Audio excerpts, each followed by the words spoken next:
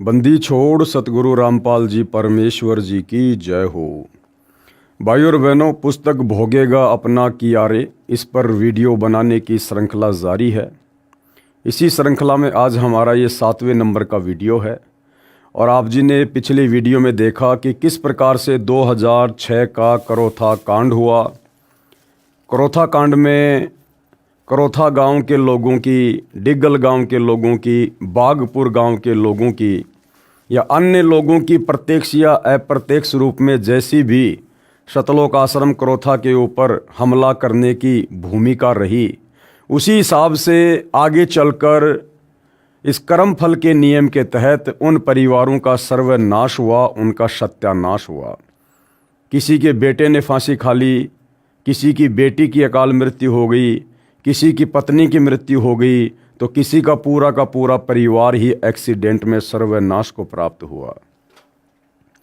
यानी हम इस पुस्तक के माध्यम से, जिसका नाम है भोगेगा अपना कियारे, यही समझाने का प्रयास किया गया है कि संत को या उसके भक्तों को यदि कोई नाजायज़ बेवजह दुखी करेगा, परेशान करेगा, उनके साथ में व्यर्थ में वाद विवाद करेगा, तो कर्म फल के तहत उसको दंड भोगना पड़ता है। ये परमात्मा का विधान है।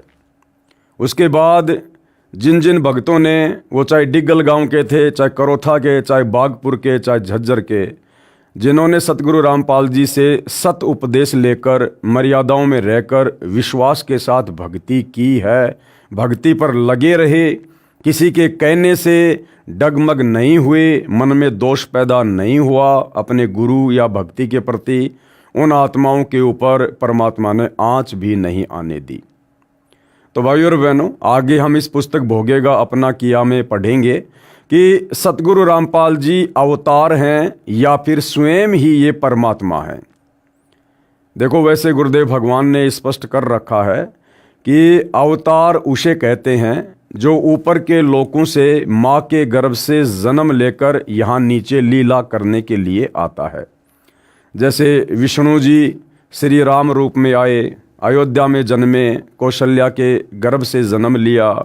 द्वापर में वही विष्णु श्री कृष्ण जी के रूप में देवकी के गर्भ से जन्म लेते हैं, अपनी लीला करते हैं, जैसा भी काल ने उनको एक स्टोरी लिख कर दी थी। लेकिन परमात्मा के विषय में गुरुदेव भगवान ने बताया कि परमात्मा का कोई अवतार नहीं होता है, ना परमात्मा किसी को सतलोक से अवतार रूप में धरती पर भेजते हैं, क्योंकि परमात्मा स्वयं समर्थ है। और कहते हैं समर्थ का काम उसी को साजे और करे तो मूर्ख बाजे। तो भाइयों और बहनों, कबीर परमात्मा स्वयं ही अपना अवतार बनकर धरती पर प्रकट होते हैं और अपनी लीला करते हैं, तत्व ज्ञान का प्रचार प्रसार करते हैं, अपनी आत्माओं को सत भक्ति देकर उन्हें सतलोक जाने का राह दिखाते हैं। तो लेखक के शब्दों में, यानी सतलोक आश्रम से जुड़े भगत ने ये पुस्तक भोगेगा अपना कियारे लिखी है। तो उनके शब्दों में सतगुरु रामपाल जी स्वयं परमात्मा हैं या फिर परमात्मा के द्वारा भेजे गए कोई अवतार हैं। चलिए देखते हैं। परमात्मा का अवतार। संत रामपाल जी महाराज सामान्य व्यक्ति नहीं हैं, ये विश्व कल्याण के लिए परमात्मा ने भेजे हैं। भाइयों और बहनों, लेखक कह रहा कि संत रामपाल जी सामान्य व्यक्ति नहीं है। अब सामान्य व्यक्ति कैसा होता है? भाई, दिखाई तो सब व्यक्ति एक जैसे दिखाई देते हैं, चाहे विशेष हो चाहे सामान्य हो। विशेष आदमियों के सिर पर कोई सींग तो होते नहीं है। सामान्य व्यक्ति जैसा होता है वैसा ही विशेष व्यक्ति होता है। लेकिन आध्यात्मिक तरीके से यदि हम विचार करें तो सामान्य व्यक्ति वो होता है जो माँ के गर्भ से जन्म लेकर बाहर दुनिया में आता है, जो जेर में लिपटकर, गंदगी में लिपटकर माँ के गर्भ से बाहर आता है। सामान्य व्यक्ति वो होता है जो माता पिता के सहयोग से, यानी शारीरिक मिलन करने से जिसकी उत्पत्ति हो, वो सामान्य व्यक्ति होता है। और विशेष यानी जो माँ के गर्भ से जन्म ना ले, जो प्रकट हो, जो स्वयंभू हो, वो विशेष होता है। और वो केवल सृष्टि में एक ही है, कबीर परमात्मा। वो लीला भले हमारी चरम दृष्टि को धोखा देते हुए कुछ भी करे, लेकिन वो कबीर परमात्मा जब धरती पर प्रकट होता है तो किसी माँ के गर्भ से जन्म लेकर नहीं आता है। तो सामान्य व्यक्ति कौन? जो माँ के गर्भ से जन्म लेकर आता है। तो लेखक के अनुसार सतगुरु रामपाल जी सामान्य व्यक्ति नहीं हैं, ये विश्व कल्याण के लिए परमात्मा ने भेजे हैं, विश्व कल्याण के लिए परमात्मा ने भेजे हैं। हालांकि लेखक के द्वारा ये कहना कि संत रामपाल जी को विश्व कल्याण के लिए परमात्मा ने भेजा है, ये लेखक की ज्ञानहीनता है। अभी लेखक को अपने गुरु के द्वारा दिया गया तत्व ज्ञान अच्छे से समझ में नहीं आया है। अन्यथा भाइयों और बहनों, यदि हम चारों युगों का इतिहास उठाकर देखें और परमात्मा का भक्ति विधान अगर गहरी नज़र से देखें, पढ़ें, समझें, तो कबीर परमात्मा जी ने सतलोक से किसी को भी अवतार के रूप में धरती पर नहीं भेजा है। किसी भी आत्मा को सतलोक से इस काललोक की आत्माओं को मुक्त करवाने के लिए संदेशवाहक के रूप में, अवतार के रूप में नहीं भेजा है। अपने ज्ञान का दूत, अपने ज्ञान का संदेशवाहक ये कबीर परमात्मा स्वयं ही सतलोक से चलकर पृथ्वी पर आता है।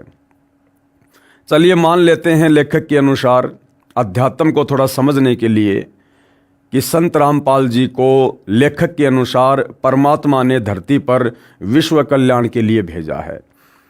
तो कौन परमात्मा है जिसने संत रामपाल जी को धरती पर भेजा है? तो जाहिर सी बात है, लेखक के अनुसार वो कबीर परमात्मा है। तो कबीर परमात्मा कहाँ पर रहता है? सतलोक में रहता है। और संत रामपाल जी को कबीर परमात्मा ने कहाँ से भेजा होगा विश्व कल्याण के लिए? जाहिर सी बात है, सतलोक से भेजा होगा। तो सतलोक में कौन आत्माएं रहती हैं? सतलोक में सारी आत्माएं वो हैं जो मोक्ष प्राप्त कर चुकी हैं, अर्थात जिनका 21 ब्रह्मांड से किसी प्रकार का कोई लेन देन नहीं है, कोई ऋण संबंध किसी भी प्रकार का नहीं है। तो लेखक के अनुसार यदि संत रामपाल जी को विश्व कल्याण के लिए कबीर परमात्मा ने सतलोक से भेजा है, तो सतगुरु रामपाल जी स्वयं कौन हुए? एक मोक्ष प्राप्त आत्मा हुई। अब सतलोक से आई हुई मोक्ष प्राप्त आत्मा यानी सतगुरु रामपाल जी फिर इस काल लोक में, पृथ्वी लोक पर एक माँ के गर्भ से जन्म लेकर बाहर कैसे आएंगे? क्योंकि माँ के गर्भ से जन्म लेने का मतलब है पहले गर्भ में 9 महीने भयंकर नरक भोगना, कष्ट भोगना, ऊपर को पैर नीचे को सिर, भयंकर यातना। तो सतगुरु रामपाल जी तो लेखक के अनुसार परमात्मा ने सतलोक से भेजे हैं, तो वे तो मोक्ष प्राप्त आत्मा हैं। उनका भला फिर काललोक में किसी स्त्री के साथ में क्या ऋण संबंध बाकी रह गया जो परमात्मा ने वापस माँ के गर्भ में उनको नरक की पीड़ा देते हुए फिर बाहर भेजना पड़ा? और यदि किसी स्त्री के साथ सतगुरु रामपाल जी का पहले का कोई ऋण संबंध था, तो फिर सतगुरु रामपाल जी का मोक्ष कैसे हुआ जो सतलोक चले गए होंगे? सतलोक तो वही जा सकता है जिसका सारा ऋण संबंध समाप्त हो जाता है। तो भाइयों और बहनों, ये लेखक की यानी भगत की अपनी ज्ञानहीनता है। उसने अभी सतगुरु रामपाल जी के तत्व ज्ञान को गहराई से नहीं समझा है, इसलिए वो अपने विचार व्यक्त कर रहा है। हमारी ड्यूटी परमात्मा ने इन पुस्तकों पर वीडियो बनाने की इसलिए लगाई है कि हम अपने गुरुदेव के आशीर्वाद से उनके ज्ञान को आधार बनाकर नीर खीर का निबेरा करते हुए सत भक्ति मार्ग को समझें और विश्वास के साथ फिर हम आगे बढ़ें। ये विश्व कल्याण के लिए परमात्मा ने भेजे हैं। संत रामपाल जी महाराज के विषय में भविष्य वक्ता क्या कहते थे? परमात्मा ने स्वयं बताया है कि जिस समय कलयुग 5505 वर्ष बीत जाएगा, तब मैं अपना अंश अर्थात कृपया पात्र महापुरुष भेजूंगा। लेखक के अनुसार जब कलयुग 5505 वर्ष बीत जाएगा, और कलयुग के 5505 वर्ष व्यतीत होते हैं सन 1997 में, तो लेखक कह रहा कि परमात्मा ने कहा है कि जब कलयुग का 5505 वर्ष वाला समय व्यतीत हो जाएगा, उस समय मैं अपना अंश भेजूंगा, सतलोक से अपनी आत्मा भेजूंगा, अपना दास भेजूंगा पृथ्वी पर ज्ञान प्रचार के लिए। तो भाई 1997 में कलयुग के 5505 वर्ष पूरे होते हैं, तो 1997 में कबीर परमात्मा ने सतलोक से अपना हंस भेजना था, और वो हंस लोग समझ रहे हैं संत रामपाल जी को। तो सतगुरु रामपाल जी तो 1951 में ही आ गए थे। अरे कबीर परमात्मा ने तो 1997 में भेजने की बात की है, अर्थात 1997 में वो हंस आएगा, किसी माँ के गर्भ से जन्म लेगा, फिर वो धीरे धीरे बड़ा होगा, फिर कम से कम 25-30 वर्ष बाद जाके अपना कार्य शुरू करेगा। जबकि सतगुरु रामपाल जी तो 8 सितंबर 1951 से प्रकट होकर अपना कार्य कर रहे हैं। तो लेखक ये 5505 वर्ष वाली जो बात है इसको भी नहीं समझ पा रहा है। परमेश्वर कबीर जी की अपनी वाणी है कि जब आवे 5505 तब ये वचन मेरा होगा साचा, 5500 जब कलयुग बीत जाए, महापुरुष फरमान तब जग तारण को आए। तो 1997 के बाद में कबीर परमात्मा सतगुरु रामपाल जी ने देश और दुनिया के सामने ये हमारे धर्मशास्त्रों में, वेदों में, गीता में, पुराणों में, अन्य धर्मों के धर्म ग्रंथों में, बाइबल में, कुरान मजीद में, कुरान शरीफ में, तौरेत में, जबूर में, इंजिल में, गुरु ग्रंथ साहिब में जो सत्य ज्ञान सृष्टि रचना के विषय में, कबीर परमात्मा के विषय में, शतलोक के विषय में छुपा हुआ था, जिस ज्ञान का सार कोई भी धर्मगुरु इन शास्त्रों से निकालकर आज तक समाज को नहीं दे पाया, वो सत्य ज्ञान उस कबीर परमात्मा सतगुरु रामपाल जी ने कलयुग के 5505 वर्ष पूरे होने के बाद समाज के सामने सोशल मीडिया के माध्यम से प्रस्तुत करने थे। इसलिए परमात्मा ने यहाँ पर इस प्रकार की वाणी कही है। अन्यथा भाई सतगुरु रामपाल जी तो 1951 में ही धरती पर आ चुके थे। कृपया पढ़िए तथा जाने संत रामपाल जी महाराज कौन है। अब कुछ भविष्य वक्ताओं की भविष्यवाणियां हैं उस महान संत के ऊपर, उस महान पुरुष के ऊपर जिनको सतगुरु रामपाल जी के नाम से जाना जाता है। अमेरिका की भविष्यवक्ता फ्लोरेंस की महत्वपूर्ण भविष्यवाणी। संत रामपाल जी महाराज, देखिए भाई और बहनों, लेखक सतगुरु रामपाल जी का भगत होने के बावजूद और बार बार उनके नाम के आगे दास शब्द का प्रयोग कर रहा है, जबकि एक भगत को ये शोभा नहीं देता है कि वो अपने गुरुजी के नाम के आगे दास शब्द का प्रयोग करे, क्योंकि परमात्मा अपने नाम के आगे दास शब्द जब ये सतगुरु रूप में धरती पर आते हैं केवल इसलिए लगाते हैं ताकि हम उनके लीलामय जीवन को देखकर, उनके दास भाव को देखकर, उनके अधीन भाव को देखकर हम भी अपने अंदर दास भाव पैदा करें, हम भी असल में एक भगत बने, ताकि हमारा गुरु हमारे से प्रसन्न हो। तो भगत को इतना ज्ञान हो जाना चाहिए कि परमात्मा किसी का दास नहीं होता है, परमात्मा तो सतलोक से चलकर यहाँ दास बनाने के लिए आता है। लेकिन फिर भी जैसा भी है, हम अपने गुरुदेव के नाम के आगे दास शब्द का प्रयोग नहीं कर सकते। संत रामपाल जी महाराज के विषय में की गई भविष्यवक्ता फ्लोरेंस की सटीक भविष्यवाणी। क्या कुछ कहा गया है। अमेरिका की विश्वविख्यात भविष्यवक्ता फ्लोरेंस ने अपनी भविष्यवाणियों में कई बार भारत का जिक्र किया है। The fall of sensational culture नाम की अपनी पुस्तक में उन्होंने लिखा है कि सन 2000 आते आते प्राकृतिक संतुलन भयावह रूप से बिगड़ेगा, लोगों में आक्रोश की प्रबल भावना होगी, दुराचार पराकाष्ठा पर होगा, पश्चिमी देशों के विलासितापूर्ण जीवन जीने वालों में निराशा, बेचैनी और अशांति होगी। पश्चिमी देश कौन से? अमेरिका, इंग्लैंड, ये जो विकसित देश अपने आप को कहते हैं। तो सन 2000 के बाद में उन देश में रहने वाले लोगों के अंदर भक्ति के अभाव से, आध्यात्मिकता के अभाव से उनमें निराशा छा जाएगी। अपने आप को वो अकेला सा महसूस करेंगे, लाचार सा महसूस करेंगे, उनका मन किसी चीज़ पर स्थिर नहीं रहेगा, एक अनजानी सी बेचैनी सी रहेगी बिना भक्ति के, बिना भगवान के, क्योंकि उनके पुण्य धीरे धीरे नष्ट होंगे और पाप कर्म धीरे धीरे बढ़ेंगे। तो पाप कर्मों के बढ़ने से फिर ऑटोमेटिक बेचैनी और परेशानियों का जीव ने सामना करना पड़ता है। अतृप्त अभिलाषाएं, अतृप्त अभिलाषाएं क्या होती है?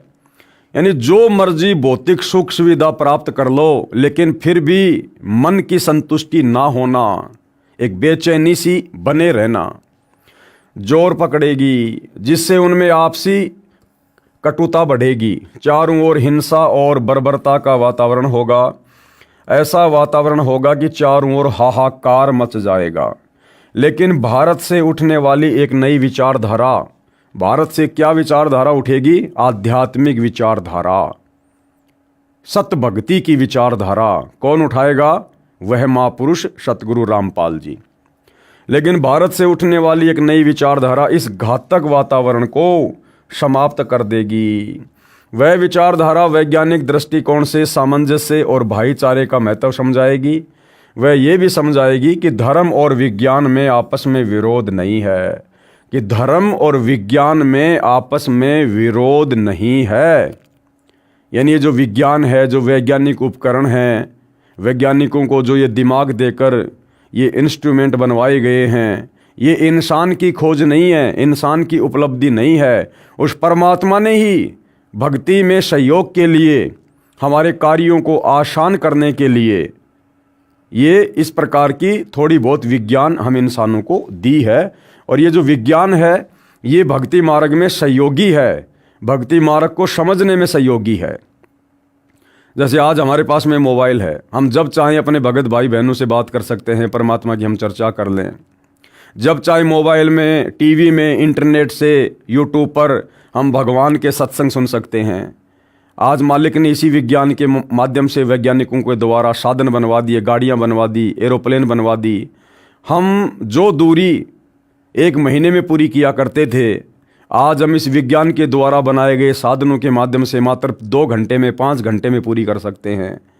तो विज्ञान जो है धार्मिकता में सहयोगी है, यदि कोई उसका सही से उपयोग करना चाहे तो। आध्यात्मिकता की उच्चता और भौतिकता का खोखलापन सबके सामने उजागर करेगी।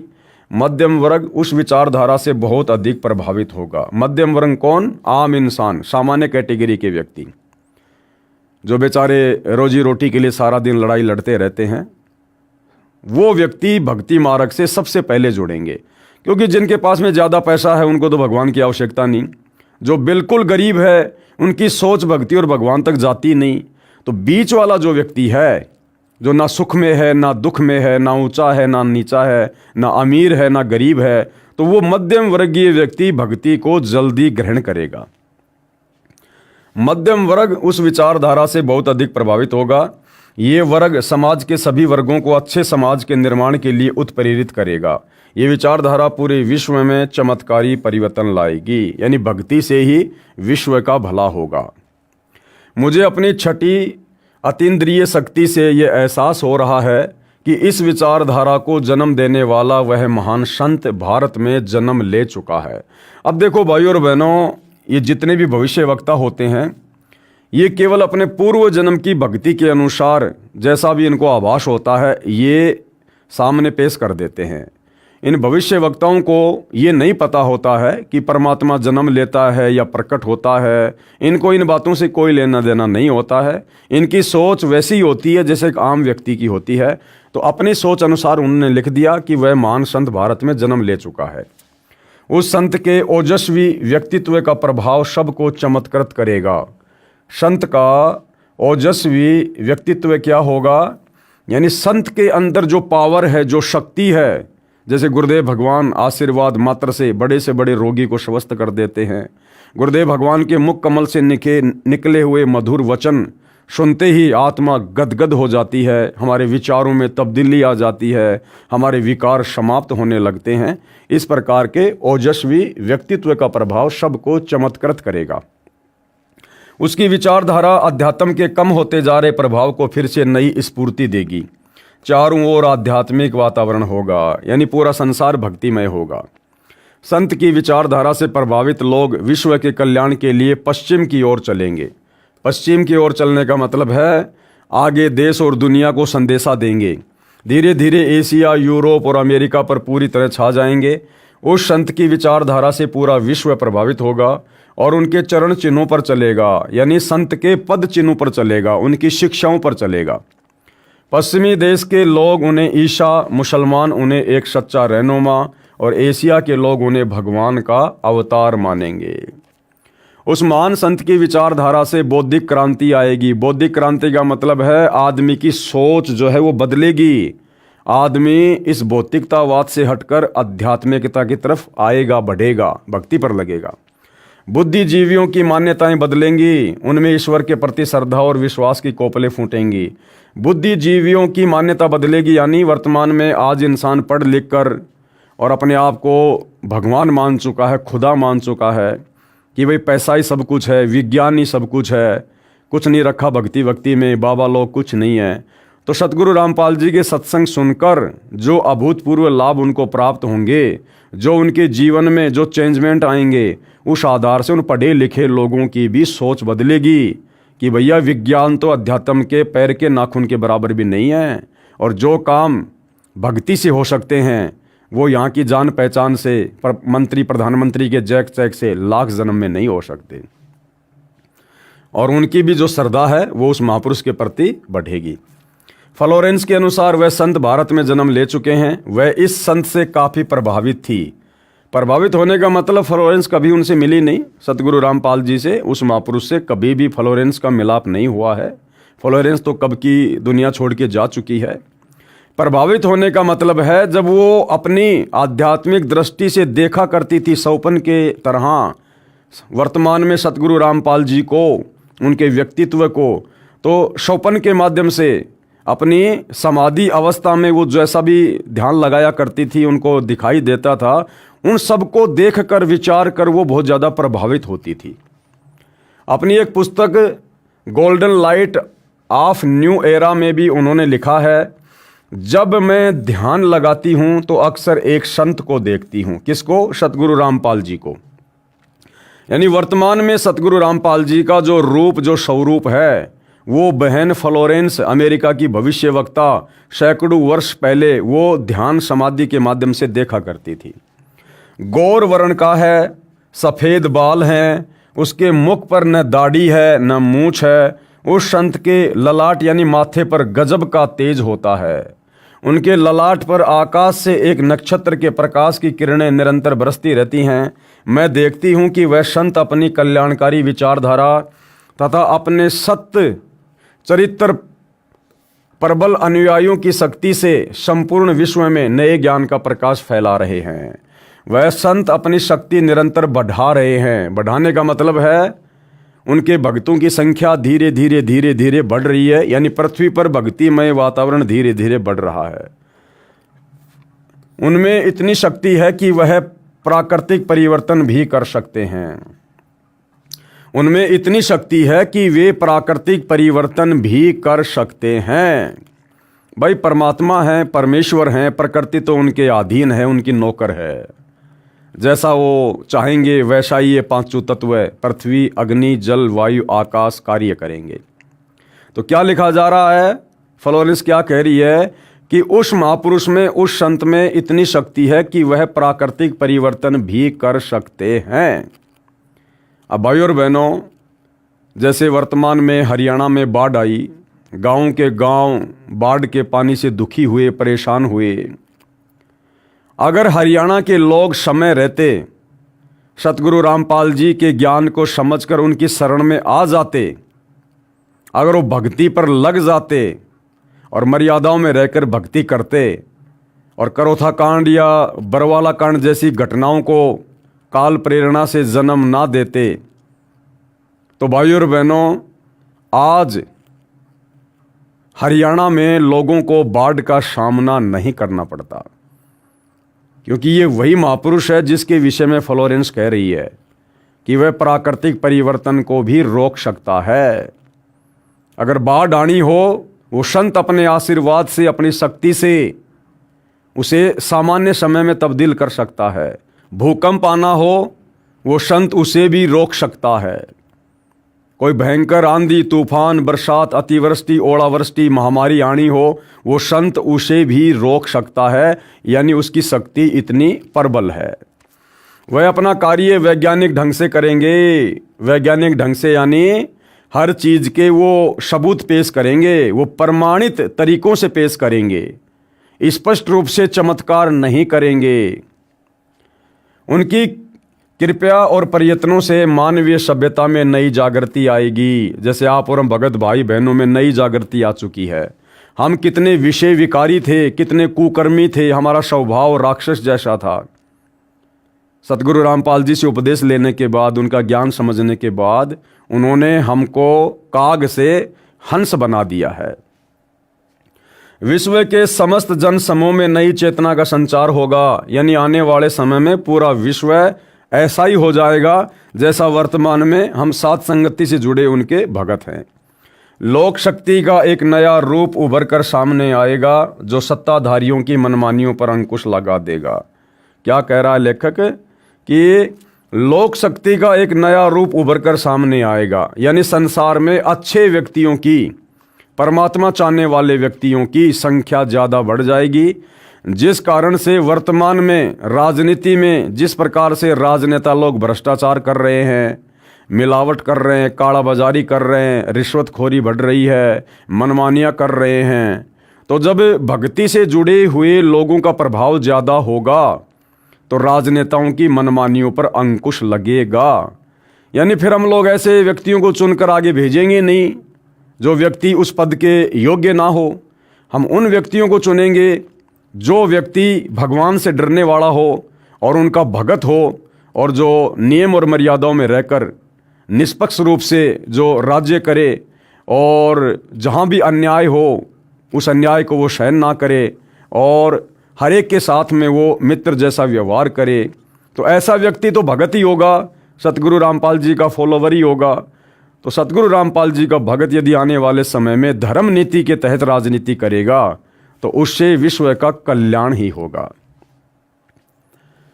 मनोचिकित्सक तथा सम्मोहन कला के विश्व प्रसिद्ध ज्ञाता डॉक्टर मोरे बर्स्टीन की फ्लोरेंस से अच्छी दोस्ती थी।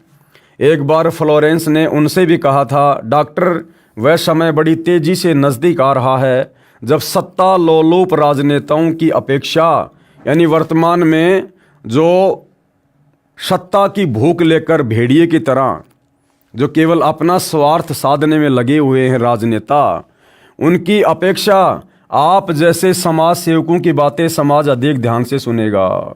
यानी भक्तों की बातें आने वाले समय में दुनिया में लोग सुनेंगे, भक्तों की बातों को लोग महत्व देंगे, और जो सत्ता से चिपके हुए राजनेता हैं, जो भक्ति से दूर हैं, लोग उन पर विश्वास नहीं किया करेंगे। 21वीं सदी के आते आते एक नई विचारधारा पूरे विश्व को प्रभावित करेगी। हर राष्ट्र में सच्चरित्र धार्मिक लोगों का संगठन लोगों के दिमाग में बैठी गलत मान्यताओं को बदल देगा। यानी जो लोग शास्त्र विरुद्ध साधना कर रहे हैं, उन लोगों की विचारधारा को जो उस महापुरुष के भगत हैं वो ज्ञान प्रचार के माध्यम से उनको ज्ञान समझाकर उनकी उन गलत शास्त्र विरुद्ध विचारधाराओं वाली मान्यताओं को बदल देंगे और परमात्मा से जोड़ेंगे। ये विचारधारा भारत से प्रस्फुटित होगी। यानी सबसे पहले संत का प्रचार प्रसार कहाँ से होगा? भारत देश से होगा, वहीं से पूरे विश्व में फैलेगी। मैं उस पवित्र स्थान पर एक प्रचंड तपस्वी को देख रही हूँ जिसका तेज बड़ी तेजी से फैल रहा है। मैं उस पवित्र स्थान पर, कौन सा पवित्र स्थान? सतलोक आश्रम बरवाला, जिला हिसार, हरियाणा, उसके विषय में यहाँ पर बात हो रही है। मैं उस पवित्र स्थान पर एक प्रचंड तपस्वी को देख रही हूँ जिसका तेज, यानी जिसका ज्ञान बड़ी तेजी से फैल रहा है। मनुष्य में सोए देवत्व को जगाने तथा धरती का स्वर्ग जैसा बनाने के लिए वह संत दिन रात प्रयत्न कर रहे हैं। यानी सतगुरु रामपाल जी का सबसे ज़्यादा जो प्रचार प्रसार है वो सतलोक आश्रम बरवाला से हुआ है। एक पत्रकार ने 1964 में फ्लोरेंस से पूछा था कि क्या वह दुनिया का भविष्य बता सकती है। फ्लोरेंस ने इसके जवाब में कहा था, 1970 की शुरुआत व्यापक उथल पुथल के साथ होगी। 1979-80 के बाद ऐसे ऐसे भूकंप आएंगे कि न्यू जर्सी का कुछ हिस्सा तथा यूरोप का और एशिया के कई देशों के स्थान भूकंप से विदीर्ण हो जाएंगे। और ऐसा ही हुआ भाई और बहनों। कुछ जलमग्न भी हो जाएंगे, यानी बहुत जगह बाढ़ भी आएगी। तीसरा विश्व युद्ध का आतंक सबके दिमाग में बैठ जाएगा, जैसा कि वर्तमान में बैठा हुआ है, और वे इस युद्ध की तैयारी करेंगे। लेकिन भारतीय राजनेता, अब ध्यान देना भाई और बहनों, फ्लोरेंस कह रही है कि आने वाले उस समय में, यानी वर्तमान समय का वो जिक्र कर रही है कि तीसरे विश्व युद्ध का खौफ यानी डर सबके दिलो दिमाग में बैठ जाएगा कि भैया अब तो ये तीसरा विश्व युद्ध होकर ही रहेगा। लेकिन उस समय क्या होगा? लेकिन भारतीय राजनेता अपने प्रभाव और बुद्धि से तीसरे विश्व युद्ध को टालने में सफल हो जाएंगे। कौन भारतीय राजनेता? ये वर्तमान के राजनेता नहीं, ये कांग्रेस पार्टी, बीजेपी पार्टी, इनके राजनेता नहीं। जब तीसरा विश्व युद्ध अपने पीक टाइम पर होगा, लोगों को लगेगा कि ये बिल्कुल घटना घटित होकर रहेगी। ऐसे में भाइयों और बहनों, क्योंकि ये युग परिवर्तन का समय चल रहा है, अब आने वाले समय में इन राजनेताओं की बस की बात नहीं है। उस समय सतगुरु रामपाल जी के भक्तों के हाथों में ये सत्ता आ जाएगी और भक्ति के प्रभाव से, सतगुरु रामपाल जी के आशीर्वाद से फिर इस प्रकार की आपत्तियां दूर होंगी, वो टलेंगी। तीसरे विश्व युद्ध के शुरू होने तक भारत के शासन की बागडोर, यानी तीसरा विश्व युद्ध शुरू होने वाला होगा, उस समय तक भारत के शासन की बागडोर, यानी भारत का जो भी कोई प्रधानमंत्री होगा, राष्ट्रपति होगा, जो भी शासक होगा, आध्यात्मिक प्रवृत्ति के लोगों के हाथ में होगी। भारत के शासन की बागडोर आध्यात्मिक प्रवृत्ति के लोगों के हाथ में होगी। अब वर्तमान के राजनेता ये आध्यात्मिक प्रवृत्ति के लोग नहीं हैं, ये तो खाली लोक दिखावे के लिए, वोट प्राप्ति के लिए, जब चाहे मस्जिद में चले जाएं, जब चाहे मंदिरों में चले जाएं, ये आध्यात्मिकता नहीं है। तो सतगुरु रामपाल जी के भक्तों के हाथों में शासन की बागडोर आ जाएगी, इसलिए उनके प्रभाव से विश्व युद्ध टलेगा। वे शासक कौन होंगे? वो शासक जिनके हाथों में भारत की बागडोर होगी, वे शासक एक महान संत के ओजस्वी तथा क्रांतिकारी विचारधारा से प्रभावित होंगे। अब भाइयों और बहनों, चाहे सतगुरु रामपाल जी के भगत हों या चाहे वर्तमान के ये राजनेता हों, इनकी अपनी बुद्धि से, अपने दिमाग से, अपने प्रयत्नों से कुछ भी नहीं होने वाला है। तो जो परिवर्तन होगा वो संत जी के विचारों से प्रभावित व्यक्तियों के माध्यम से होगा, और वो व्यक्ति चाहे संत जी के भगत हों या चाहे वर्तमान के राजनेता अंत में थक हार के ऊपर हाथ खड़े करके सतगुरु रामपाल जी के चरणों में गिड़गिड़ाकर उनसे उपदेश लेकर और प्रतिज्ञा करें, संकल्प करें कि अब हम जो शासन करेंगे आपके दिशा निर्देशन में करेंगे। तो जो इस प्रकार से संकल्प कर लेगा, सतगुरु जी से उपदेश ले लेगा, वो भी तो फिर उनका भगत ही हुआ, संत जी का ही भगत हुआ। तो चाहे वर्तमान का राजनेता हो जो आगे चलकर भगत बनकर इस प्रकार का शासन करे, या चाहे भगत हो जो धर्म नीति को अपनाकर राजनीति करे, वो संत जी के अनुयायी कहलाएंगे। उन्हीं के माध्यम से आपत्तियां टलेंगी। वे शासक एक महान संत के ओजस्वी तथा क्रांतिकारी विचारधारा से प्रभावित होंगे। वे उस संत के प्रति उसी तरह समर्पित होंगे जैसे वाशिंगटन स्वतंत्रता एवं मानवता के प्रति समर्पित थे। वाशिंगटन कौन? ये अमेरिका का प्रथम राष्ट्रपति था, और जिस प्रकार से वो अपने देश के प्रति समर्पित था, उसी प्रकार से आने वाले समय में भारत की शासन की बागडोर उन्हीं लोगों के हाथ में होगी जो सतगुरु रामपाल जी के प्रति पूर्णतया समर्पित होंगे। अमेरिका के शहर न्यू जर्सी की रहने वाली फ्लोरेंस सचमुच एक विलक्षण महिला थी, और एक बार नोबेल नाम के व्यक्ति ने टीवी कार्यक्रम के दौरान उनसे बोला, आप भारत में जन्म ले चुके संत के बारे में तो अक्सर बताती रहती हैं, मैं अपने बारे में कुछ जानना चाहता हूं, बताइए। तो देखिएगा किस प्रकार से फ्लोरेंस ने उस व्यक्ति के ऊपर बहुत ही सटीक भविष्यवाणी की। फ्लोरेंस ने उनके दाहिने हाथ को थाम लिया और बोली, आप बहुत जल्द किसी दूसरे राज्य से प्रसारण करेंगे। यानी जो वो व्यक्ति था वो एक टीवी चैनल पर एंकर था, और फ्लोरेंस ने उसका हाथ देकर कहा कि बहुत जल्दी आप यहाँ से हटकर किसी दूसरे राज्य में किसी टीवी चैनल पर ये कार्यक्रम दिखाने का कार्य किया करेंगे। नोबेल एक प्रसारण सेवा के कर्मचारी थे, यानी टीवी चैनल के एंकर थे। फ्लोरेंस की इस बात पर वह हंसने लगे। कुछ देर बाद बोले, आपने मुझसे ये अच्छा मजाक किया। यदि हमारी कंपनी के अधिकारी इस कार्यक्रम को देख रहे होंगे तो मैं दूसरे राज्य में जाऊं या नहीं, फिलहाल अपनी कंपनी से तुरंत निकाल दिया जाऊंगा। कुछ ही मिनटों के बाद टीवी के कंट्रोल रूम का फोन घनघना उठा। फोन नोबेल के लिए था जो फ्लोरेंस का इंटरव्यू ले रहा था। उनकी कंपनी के एक जनरल मैनेजर उनसे बात करना चाहते थे। नोबेल ने जब फ़ोन उठाया तो उन्होंने कहा, हमने न्यूयॉर्क से प्रसारण करने का काम शुरू करने का निर्णय लिया है, वहाँ तुम्हें ही भेजा जाएगा। यानी जैसा उसको नोबेल ने बताया था वैसा ही अगले 2 मिनट में तुरंत घटित हो गया। यानी इतनी सटीक उसकी भविष्यवाणी थी। तो हमने ये विश्वास करना पड़ेगा कि सतगुरु रामपाल जी के बारे में, उस महापुरुष के बारे में फ्लोरेंस ने जो भविष्यवाणियाँ लिखी हैं वो भी बिल्कुल सटीक होंगी। वहाँ तुम्हें ही भेजा जाएगा। अभी ये बात गुप्त रखना, इसकी घोषणा कल की जाएगी। मैं टीवी पर फ्लोरेंस के साथ तुम्हारी बातचीत देख रहा था। फ्लोरेंस ने तुम्हारे विषय में जो बताया है वह पूरी तरह सच है। आश्चर्य है कि उन्हें ये बात कैसे मालूम हो गई। तो आम सांसारिक व्यक्ति को तो भाई और बहनों आश्चर्य होना स्वाभाविक है, लेकिन जो आध्यात्मिक क्षेत्र के जो लोग होते हैं उन्हें इन बातों का पता होता है कि आध्यात्मिक शक्ति से कुछ भी देखा जा सकता है। अपने पूर्व जन्म की भक्ति कमाई से आदमी किसी का भविष्य भी देख सकता है, बता भी सकता है। नोबेल फ्लोरेंस का चेहरा देखता रह गया। कुछ पत्रकारों ने उनसे एक बार पूछा था कि वह भविष्य को कैसे देख लेती है तथा गायब व्यक्ति या वस्तुओं का पता कैसे लगा लेती है। तो फ्लोरेंस ने बताया, मुझे स्वयं नहीं मालूम कि ऐसा कैसे संभव हो जाता है, क्योंकि भाई और बहनों वो इसके पूर्व जन्म की भक्ति कमाई है। आप और हम भी इस प्रकार के बहुत बड़े बड़े भविष्यवक्ता अनेक जन्मों में रह चुके हैं। जैसे गोरखनाथ जी थे, वो आगे पीछे का बता दिया करते थे। रामचंद्र जी के गुरु वशिष्ठ थे, वो त्रिकालदर्शी थे, भूत भविष्य की बता दिया करते थे।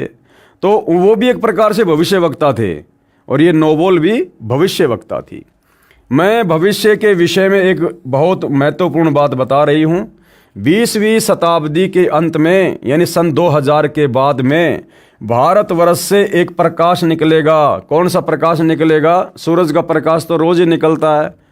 अध्यात्म का प्रकाश, ज्ञान का गोला, सतगुरु रामपाल जी के माध्यम से आध्यात्मिक क्रांति। ये प्रकाश पूरी दुनिया को उन देवी शक्तियों के विषय में जानकारी देगा जो अब तक हम सभी के लिए रहस्यमय बनी हुई थी। कौन सी देवी शक्तियाँ? ये ब्रह्मा विष्णु महेश, जिनको हम परमात्मा मानकर, स्वयंभू मानकर, अजरो अमर मानकर पूज रहे थे। इनके अलावा हमें आगे का ज्ञान ही नहीं था। तो ये हमारे लिए रहस्य बना हुआ था एक। अब सतगुरु रामपाल जी ने सृष्टि रचना सुनाकर इस रहस्य का पर्दा फाश किया है। ये प्रकाश पूरी दुनिया को उन दैवीय शक्तियों के विषय में जानकारी देगा जो अब तक सभी के लिए रहस्य में बनी हुई थी। और सबसे बड़ी दैवीय शक्ति जो रहस्य में बनी हुई थी वो क्या? स्वयं कबीर परमात्मा, उनका सतलोक, उनका सचखंड, जिसके विषय में यहाँ किसी को बूंद का भी नहीं पता था कि सृष्टि रचना क्या है, सचखंड क्या है, सतलोक क्या है, मुक्ति का मार्ग क्या है, सार शब्द क्या है, सार नाम क्या है। तो इन सारी बातों की जानकारी अब हमें प्राप्त हुई है। देवी शक्तियों की जानकारी जो संत रामपाल जी महाराज द्वारा बताई गई है, एक दिव्य महापुरुष द्वारा ये प्रकाश पूरे विश्व में फैलेगा।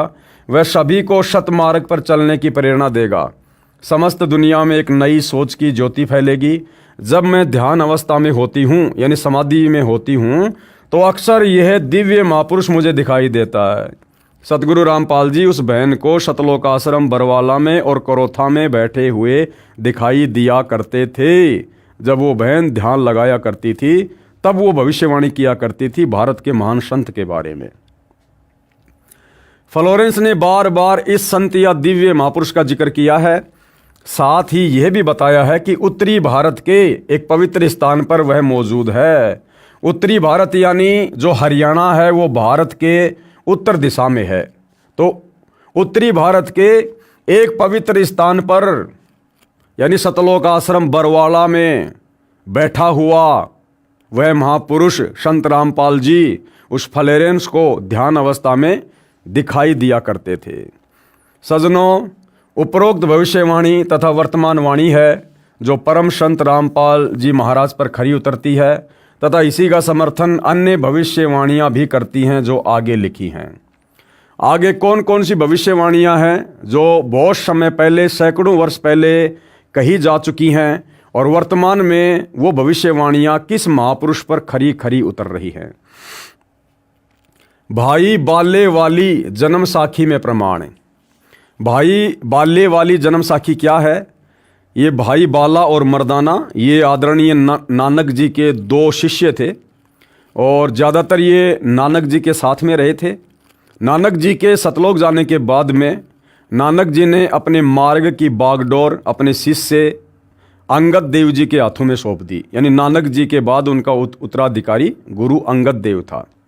तो अंगद देव जी को फिर सारी की सारी बातें भाई बाला ने बैठकर बताई और अंगद जी ने उनको एक पुस्तक के रूप में लिपिबद्ध कर दिया कि श्री नानक जी के जीवन काल में क्या क्या घटनाएं घटित हुई, वो कहाँ कहाँ गए, किन किन से मिले, कैसे कैसे चमत्कार किए, वो सारी बातें फिर बालाजी से सुनकर अंगद जी ने एक पुस्तक के रूप में लिपिबद्ध कर दी, जिसको भाई बाले वाली जन्म साखी कहा जाता है। एक महापुरुष के विषय में भाई बाले वाली जन्म साखी में प्रहलाद भगत की भविष्यवाणी। एक महापुरुष के विषय में यानी सतगुरु रामपाल जी के विषय में और भगत प्रहलाद जो त्रेता युग में हुआ था, जिसको परमात्मा ने नरसिंह रूप धारण करके बचाया था, उसकी रक्षा की थी। बाद में परमात्मा ने ऊपर उसके लिए अलग से एक नगरी रच दी, प्रहलादपुरी, प्रहलाद का लोक। तो एक बार नानक जी अपने शिष्य मर्दाना को साथ में लेकर प्रहलाद के लोक में गए थे, ऊपर, जो यहाँ से लाखों किलोमीटर ऊपर है, अपनी आध्यात्मिक शक्ति से, सिद्धि शक्ति से।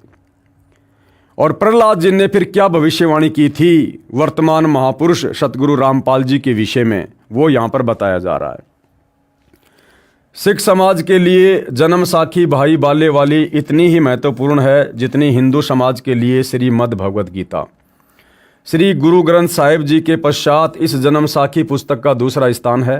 भाई बाले वाली जन्म साखी में लिखा गया विवरण स्पष्ट करता है कि संत रामपाल जी महाराज ही वह अवतार है जिन्हें परमेश्वर कबीर जी तथा संत नानक जी के पश्चात पंजाब की धरती पर अवतरित होना था। संत रामपाल जी महाराज 8 सितंबर 1951 को गांव धनाना, जिला सोनीपत, हरियाणा प्रांत, उस समय पंजाब प्रांत में था, भारत की पवित्र धरती पर श्री नंदराम जाट के घर जाट वर्ण में श्रीमती इंद्रो देवी की कोख से जन्मे। अब भाइयों और बहनों, इंद्रो देवी की कोख से जन्मे, ये शब्द लेखक के अपने निजी विचार हैं, लेखक की ज्ञानहीनता है। सतगुरु रामपाल जी का जन्म किसी स्त्री की कोख से नहीं हुआ है। जिसका स्त्री की कोख से जन्म होता है वो महापुरुष नहीं होता है, क्योंकि महापुरुष तो सृष्टि में केवल एक ही है, कबीर परमात्मा। और कबीर परमात्मा ने तो सबको उत्पन्न किया है।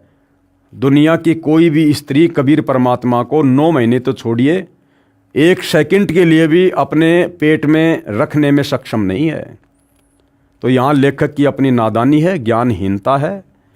यहाँ पर सतगुरु रामपाल जी के विषय में जिक्र है। ये स्वयं स्वयंभू परमात्मा है।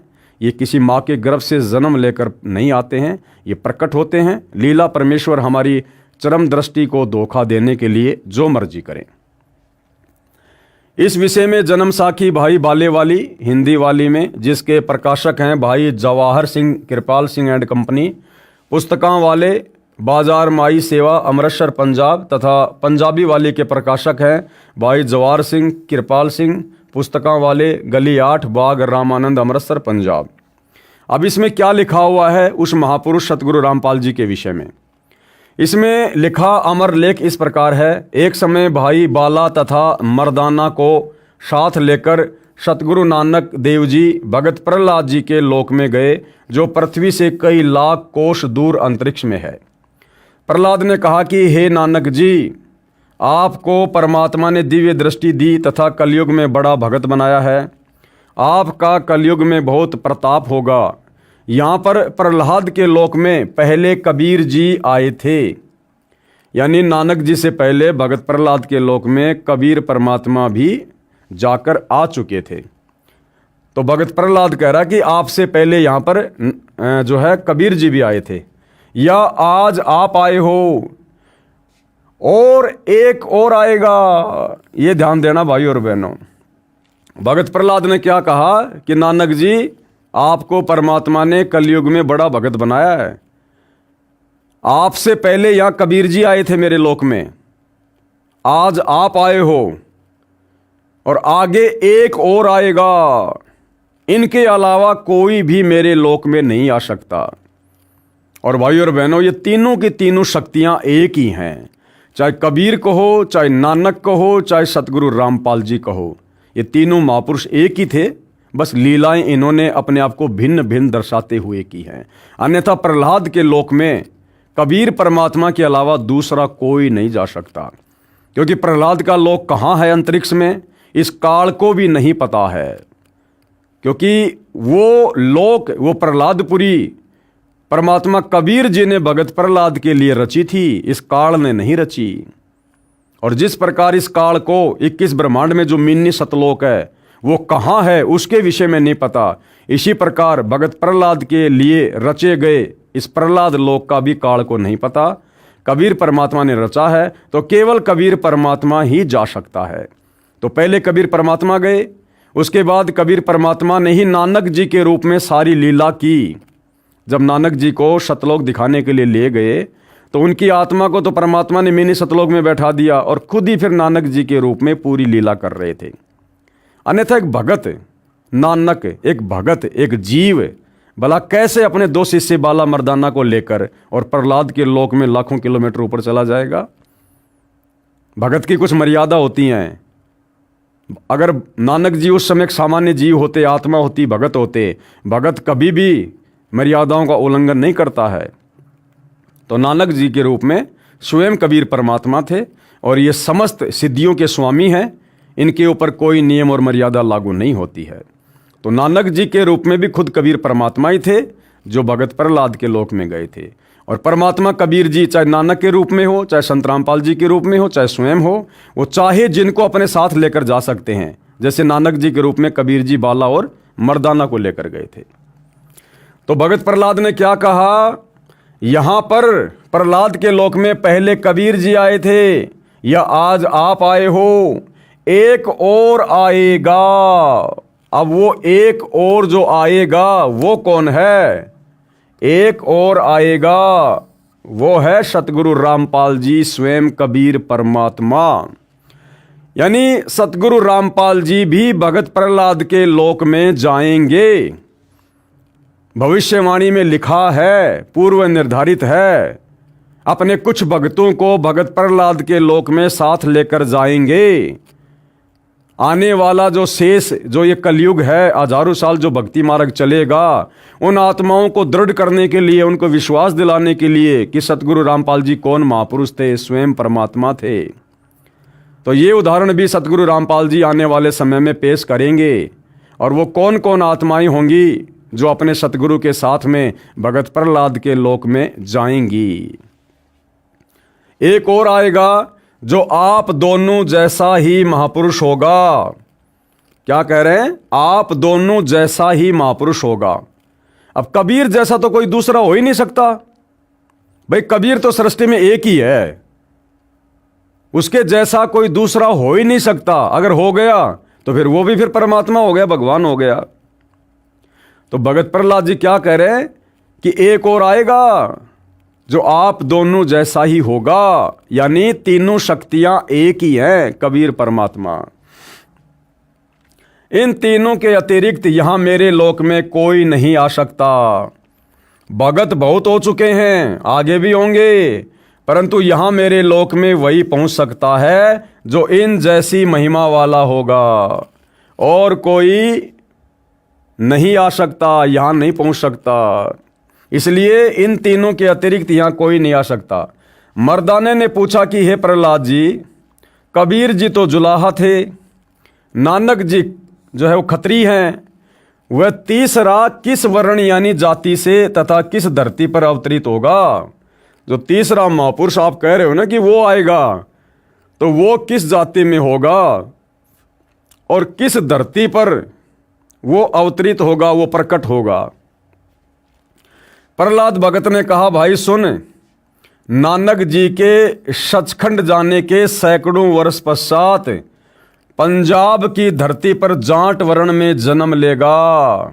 क्या करेगा? पंजाब की धरती पर जाट वर्ण में जन्म लेगा। अब आप सोच रहे होंगे सतगुरु रामपाल जी तो हरियाणा की धरती पर आए हैं, यहाँ तो प्रहलाद जी पंजाब की धरती का नाम ले रहे हैं। जिस समय सतगुरु रामपाल जी 8 सितंबर 1951 को गांव धनाना, जिला सोनीपत, हरियाणा की पावन धरती पर प्रकट हुए थे, आए थे, उस समय भाई और बहनों वो पंजाब की धरती ही कहलाती थी। उस समय तक हरियाणा प्रांत नहीं बना था, हरियाणा का जन्म नहीं हुआ था। उस समय वो धनाना गांव वो पंजाब की धरती का क्षेत्र था। आगे चलकर 1962 या 1965 में ये हरियाणा राज्य अलग बना है। तो सतगुरु रामपाल जी पंजाब की धरती पर 8 सितंबर 1951 को प्रकट हुए थे। पंजाब की धरती पर जाट वर्ण में जन्म लेगा और उनका प्रचार प्रसार क्षेत्र क्या होगा, तथा उसका प्रचार क्षेत्र शहर बरवाला होगा। धनाना धाम का नाम नहीं लिखा है। दास ने आपको बताया ना, सतगुरु रामपाल जी का मुख्य जो प्रचार प्रसार हुआ है, जो आगे होगा, वो सतलोक आश्रम बरवाड़ा से होगा, क्योंकि बरवाड़ा भविष्यवाणियों में पहले से अंकित है। अन्यथा वो जहां प्रकट हुए धनाना, तो वहीं का फ्लोरेंस ने क्यों नहीं बताया? तो फ्लोरेंस क्या कह रही थी कि जब मैं ध्यान अवस्था में होती हूं तो वो जिस स्थान पर बैठा है, मैं उस स्थान पर उसको बैठे हुए देख रही हूं, जहां से उसका प्रचार प्रसार फैल रहा है। तो फ्लोरेंस भी अपनी ध्यान अवस्था में सतलोक आश्रम बरवाड़ा को देखा करती थी। और भाई बाले वाली जन्म साखी में भी, और भगत उस प्रहलाद ने, जो पृथ्वी से लाखों किलोमीटर दूर ऊपर अंतरिक्ष में है उसका लोक, उस भगत प्रहलाद ने भी क्या कहा कि उसका प्रचार प्रसार क्षेत्र क्या होगा? बरवाला। हालांकि जन्म साखी में ये बटाला लिखा हुआ है, लेकिन बटाला नाम का जो भी शहर है उसमें कोई भी आज तक जाट जाति में कोई संत नहीं हुआ। तो ये लिखते समय जो ये लेखक थे, ये इनकी तरफ से ये मिसप्रिंट हुआ है। ये बाद में सतगुरु रामपाल जी ने बताया कि वो बटाला नहीं बरवाला है, बरवाला। एक बार सतगुरु रामपाल जी के मुख से थोड़ा सा सुन लीजिए कि नानक साहिब जी के साथ मर्दाना जी एक बार प्रहलाद जी के लोक में चले गए। ये देखिएगा, ये वही प्राण संगली है गुरु नानक देव जी की। ये जन्म साखी है भाई बाला वाली, ये आपको पहले भी दिखाई थी। अब इसके आपको दिखाते हैं 272 पृष्ठ पे।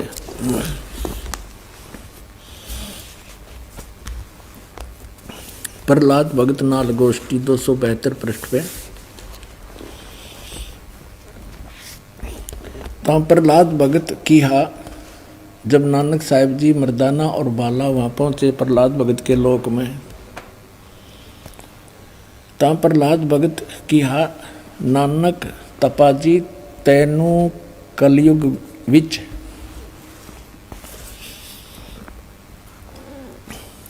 राम जी ने बड़ा भगत कीता है, अतः आपके संजोग आपकी संगति से बहुतियाँ का उपकार होएगा। तेरी श्री राम ने वड्डी नदर खोली है, तेरा वड्डा प्रताप होएगा। इस कलयुग विच अगे कबीर भगत ऐथे आया है। अब देखो, बिना ज्ञान के भगवान को तो भगत कह रहा प्रहलाद जी। कबीर भगत इत्थे आया है, यहाँ पर आया है, अते जा आपको कर्ता ने आंदा है, यहाँ भेजा है। भा मर्दान ने आंदा है, ता मर्दान ने पूछिया। प्रहलाद भगत नू पूछिया, हे भगत जी, तुसी भी वड्डे भगत हो, अते तुम्हारे पीछे भी राम जी ने वड्डा चरित्र चलत दिखाया है, एक बहुत बड़ा यानी नरसिंह रूप धारण किया था। तेरी राम जी ने वड्डी नदर खोली है। भगत जी ऐथे होर कोई भी पहुंचिया है कि कबीर अते नानक तपा जी ही पहुंचिया है। ता प्रहलाद भगत बोलिया भाई नानक तपे पासों पूछ ले और भी आवसी के ना आवसी, या कोई और आओगा कि नहीं आओगा।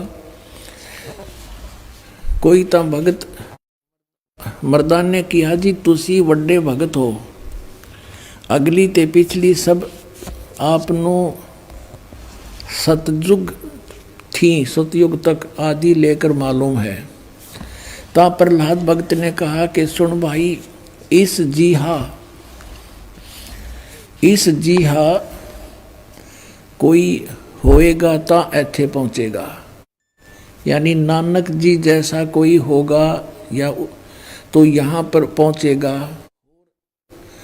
होरस दा ऐथे पहुंचण दा काम नहीं, होर आगे वड्डे वड्डे भगत होए हन अते होणगे, पर पहुंचिया कोई नहीं।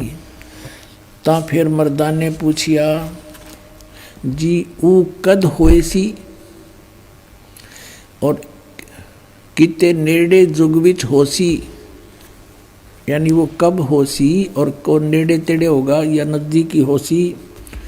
ता प्रहलाद भगत किया सुन भाई, कलयुग विच होएगा, और जद नानक तपा सचखंड जावेगा ता उस तो पीछे ये लिखा 100 वर्ष वरे, यहाँ लिखना, यहाँ बोला था उसने सैकड़ों वर्ष के बाद, यहाँ इन्होंने वहाँ फिर 100 लिखना था, इसमें बस एक पर मात्रा होती 100 हो जाता, यहाँ पर 100 वर्ष, ये 100 वर्ष लिख दिया इन्होंने। उसी 100 वरे होसी अते एन्हा तेहा ते बगैर होर कोई ना आवसी, यानी इन तीना के बिना यहाँ पर कोई नहीं आ सकता। ता मर्दान ने पूछिया जी तीन केड़े हन। ता प्रहलाद भगत की हा भाई, आगे कबीर होया है ते हुण नानक तपा हुआ है, अते फिर ऊ होसी। ता मर्दान ने पूछिया जी कबीर जुलाहा होया ते नानक खत्री होए, अते जी ऊ किस वर्ण होएगा, वो किस वर्ण विच होएगा, यानी किस जाति से होएगा, ते किस धरती पर होएगा होसी, और केड़े शहर ता। प्रहलाद भगत किहा भाई पंजाब की धरती ते, और वर्ण जट वर्ण होगा, यानी जाट जाति में होगा।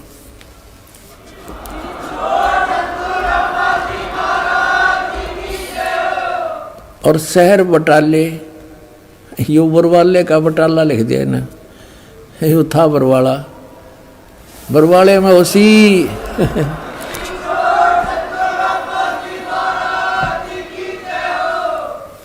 तो भाइयों और बहनों, ये क्लियर हुआ कि सतगुरु रामपाल जी का मुख्य प्रचार प्रसार का जो क्षेत्र है वो बरवाला था और आगे भी बरवाला ही रहेगा।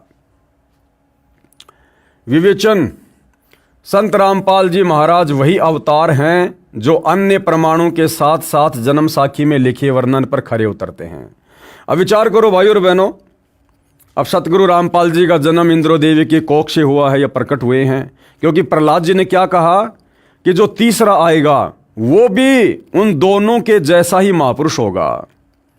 तो बताओ भाइयों और बहनों, कबीर जी ने मां के गर्भ से जन्म लिया था क्या?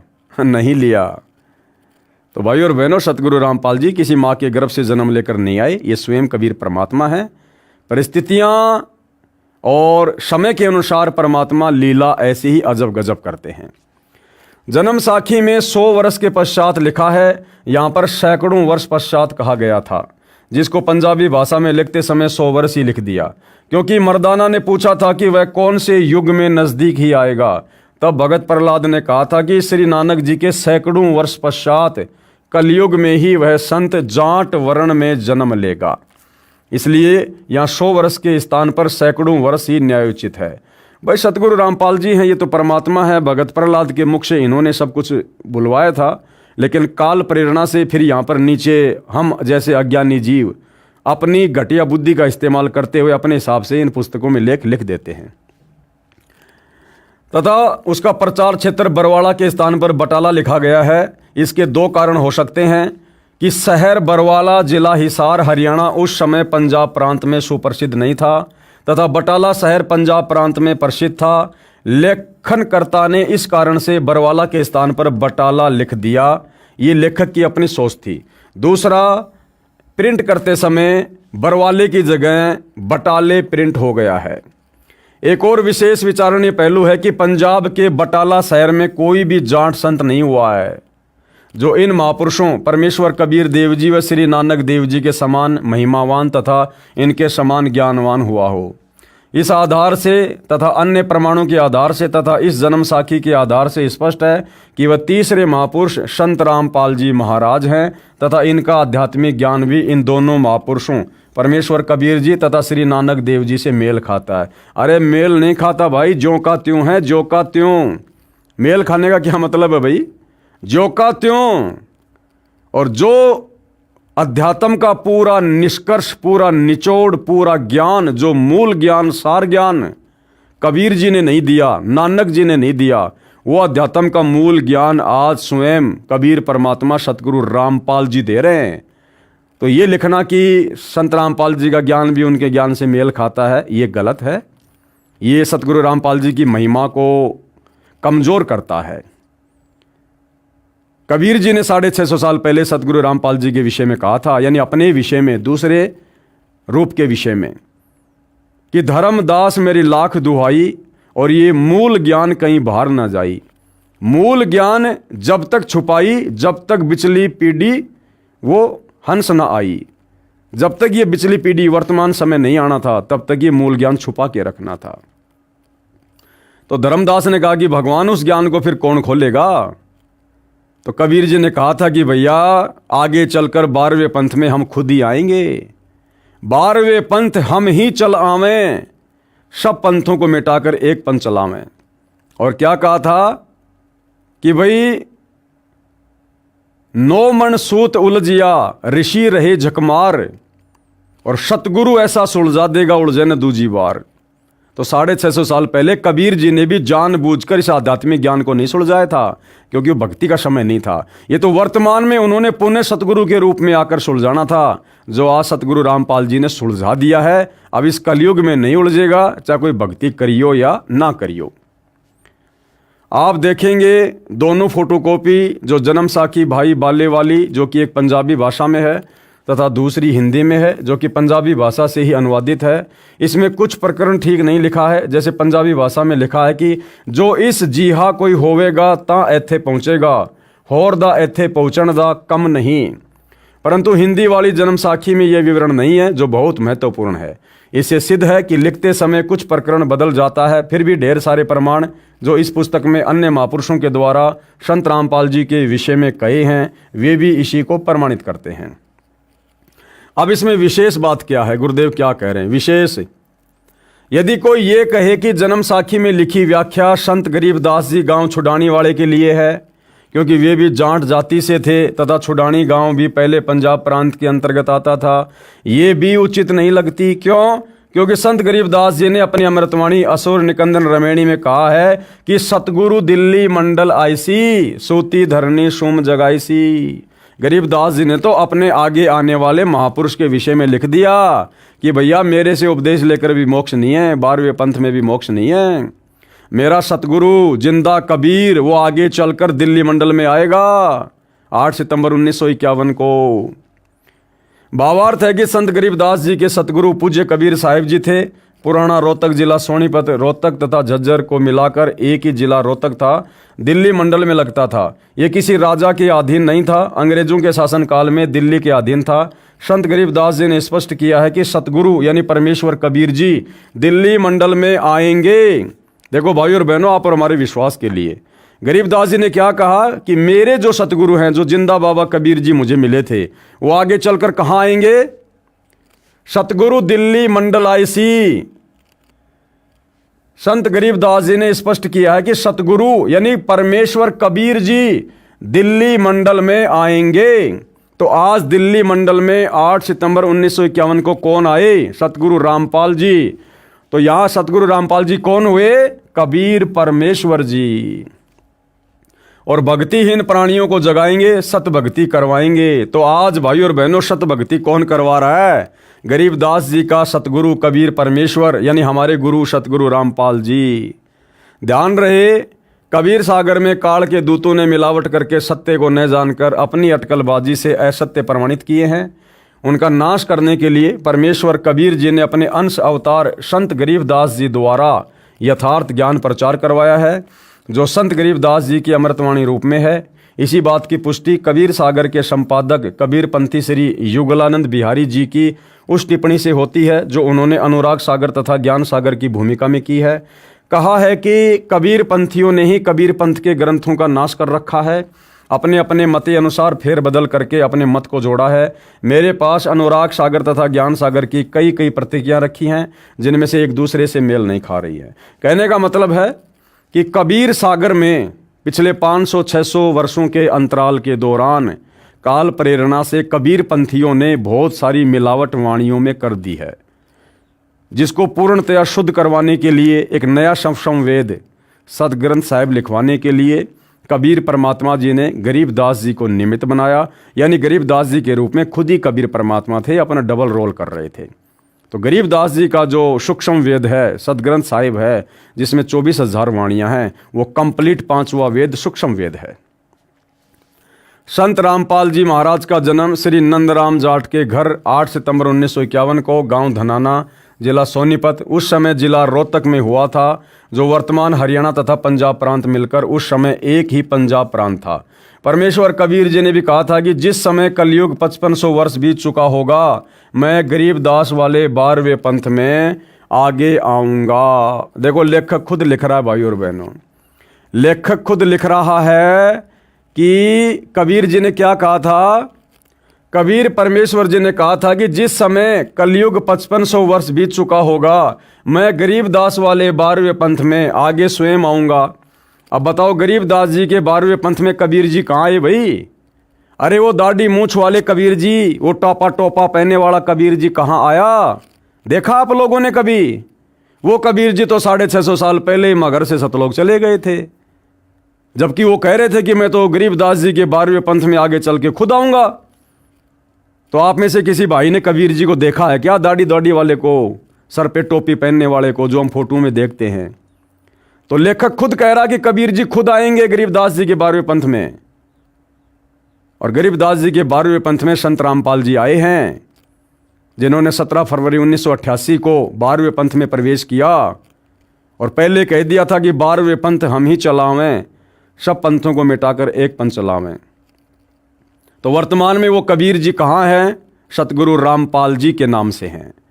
फिर भी लेखक बार बार कह रहा कि इंद्रोमाई की कोख से जन्म लिया, इंद्रोमाई की कोख से जन्म लिया।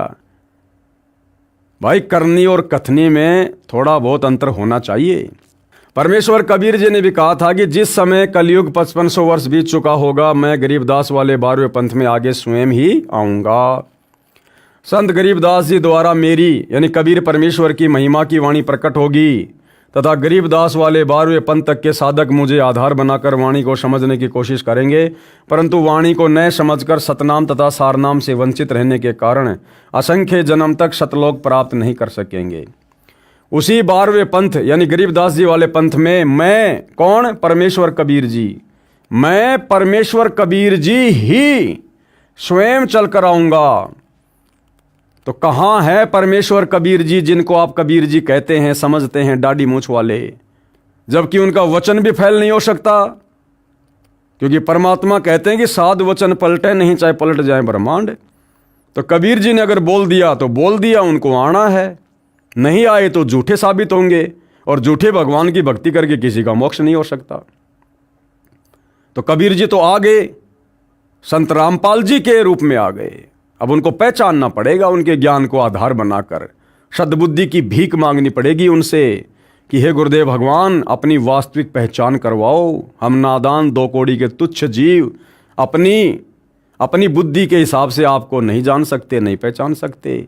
तब सतगुरु की दया वो किन किन आत्माओं पर दया करे, मेहर करे और हमारे अंतःकरण में ये बात जचा दे कि मेरा गुरु ही स्वयं कबीर परमात्मा है।